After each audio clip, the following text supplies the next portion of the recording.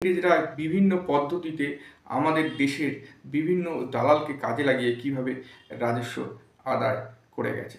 তাই পরবর্তীকালে যখন লর্ড ওয়ারেন হেস্টিং দেখল যে এই পাঁচশালা বন্দোবস্ত মুখ থুবড়ি খেয়ে পড়েছে, এর ফলে সামাজিক, অর্থনৈতিক এবং রাজনৈতিক পরিকাঠামোর উপর প্রভাব পড়ছে, তাই 1777 সালে তিনি এই পাঁচশালা বন্দোবস্তের অবসান ঘটায় এবং 1777 সালে তৈরি হয় একশালা বন্দোবস্ত।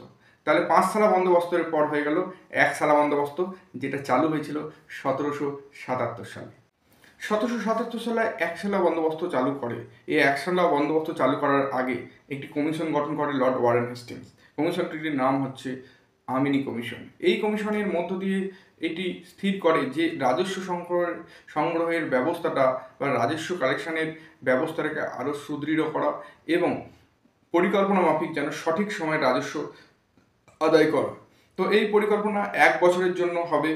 1 বছরের জন্য এক একটা এলাকায় এক একটা জমির রাজস্ব আদায়ের ক্ষমতা দেওয়া হতো। 1 বছর পর আবার সেটাকে রিনিউ করা হতো। তো একশালা বন্দোবস্ত চালু হলো ওয়ারেন হেস্টিংয়ের দ্বারা। এই একশালা বন্দোবস্ত চলেছিল 1790 সাল পর্যন্ত, অর্থাৎ 10 শালা বন্দোবস্তের ঠিক আগে।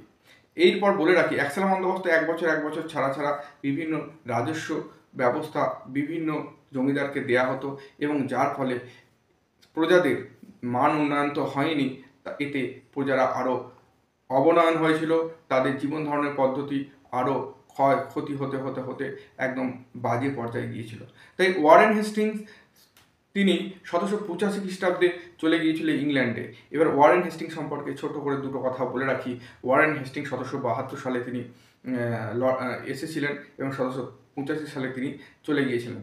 1784 সালে তার এগেনস্টে একটি অ্যালিগেশন আসে যে রাজনৈতিক এবং অর্থনৈতিক মান উন্নয়ন করারকে সামনে রেখে তিনি বিভিন্ন অর্থনৈতিক তজরুপের উপর তিনি দোষী সাব্যস্ত হয়। তাই 1785 খ্রিস্টাব্দে তাকে ইংল্যান্ডে ডেকে নেওয়া হয়। তার পরবর্তীকালে একজন অস্থায়ী গভর্নর জেনারেলকে দেওয়া হয়। তারপরে 1787 খ্রিস্টাব্দে লর্ড কর্নওয়ালিস নতুন গভর্নর জেনারেল হয়ে আসেন।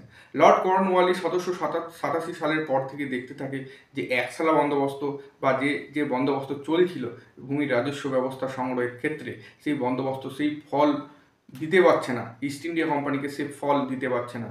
এর ফলে যে মধ্যস্থতা অর্থাৎ দালালরা বিভিন্ন সুযোগ সুবিধা পাচ্ছে এবং তাদের অর্থ প্রাচুর্য আস্তে আস্তে বেড়ে যাচ্ছে। তখন এই একশালা বন্দোবস্ত চেঞ্জ করে 1790 সালে 10 শালা বন্দোবস্ত চালু করে এবং 10 শালা বন্দোবস্ত 10 বছরের টার্মে হয়। 1790 সালে